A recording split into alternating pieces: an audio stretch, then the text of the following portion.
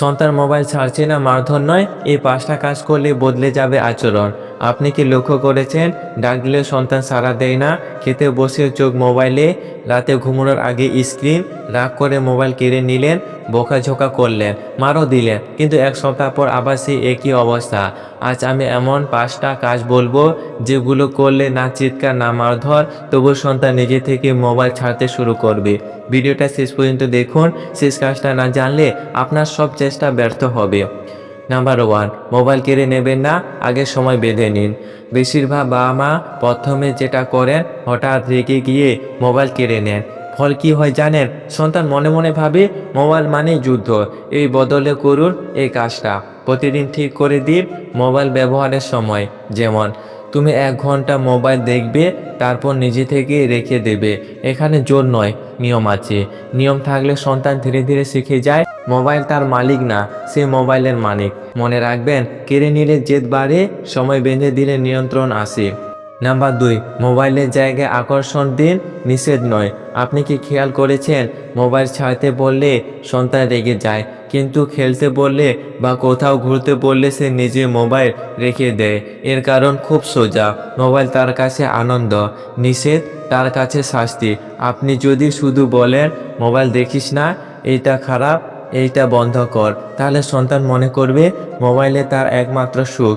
এর বদলে করুন এই কাজ, প্রতিদিন অন্তত 30 মিনিট এমন কিছু দিন যা মোবাইলের চেয়েও বেশি আকর্ষণীয়। তার পছন্দের খেলা, আপনার সাথে গল্প করার সময়, একসাথে হাসাহাসি, ছোট চ্যালেঞ্জ, বাইরে হাঁটা, সাইকেল চালানো। যেদিন আপনি আনন্দ দেবেন সেদিন আপনাকে মোবাইল ছাড়তে বলতে হবে না, সে নিজেই রাখবে। একটা কথা মনে রাখবেন, শূন্যতা পূরণ না করলে মোবাইল কখনোই ছাড়বে না, কারণ সন্তান মোবাইলে আকর্ষিত না, সে আকর্ষিত হয়েছে আনন্দে।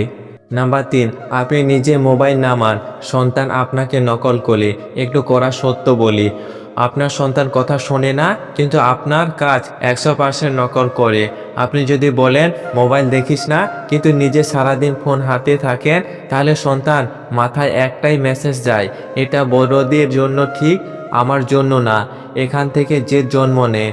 এই কাজটা করুন, প্রতিদিন 1 ঘন্টা ফোন ফ্রি টাইম ঘোষণা করুন, যেখানে বাবা মা দুজনেই ফোন দূরে রাখবেন, টিভি বন্ধ, শুধু পরিবার, কথা, হাসি। সন্তান তখন বুঝতে শুরু করে মোবাইল ছাড়া জীবনেও আছে, আর সেটা বেশ সুন্দর। একটা জিনিস মনে রাখবেন, আপনি যা করেন সন্তান সেটাই শেখে, আপনি বদলালে সন্তান বদলাবে। নাম্বার 4, মোবাইলকে শত্রু বানাবেন না, দায়িত্বের সাথে জুড়ে দিন। বেশিরভাগ বাবা মা বলেন মোবাইল খারাপ, মোবাইল নষ্ট করে দিচ্ছে, এই ফোনটাই সব দোষের কারণ। কিন্তু সন্তান তখন ভাবে যেটা সবাই খারাপ বলছে ওটাই সবচেয়ে মজা। এখন এই কৌশলটা করুন, মোবাইলকে পুরস্কার নয়, দায়িত্বের সাথে যুক্ত করুন। যেমন, পড়াশোনা শেষ 30 মিনিট মোবাইল, ঘরের কাজ সাহায্য 20 মিনিট মোবাইল, সময় মতো ঘুম, পরের দিন মোবাইল সময় বাড়বে। এতে কি হয় জানেন? সন্তান শেখে মোবাইল পাওয়ার আগে দায়িত্ব পালন করতে হয়। আর একটা খুব গুরুত্বপূর্ণ কথা, কখনো বলবেন না ভালো করলে মোবাইল দেব, বরং বলুন তোমার কাজ শেষ, এখন তুমি মোবাইল দেখতে পারো। এই ছোট বাক্যটাই সন্তানের মাথায় শৃঙ্খলা বসিয়ে দেয়। নাম্বার 5, সবচেয়ে গুরুত্বপূর্ণ, সন্তানের মন খালি রাখবেন না, না হলে মোবাইল ভরাট করবে।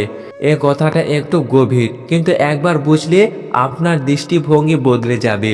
সন্তান বেশি মোবাইল দেখে কারণ সে খারাপ না, কারণ তার মনটা ফাঁকা।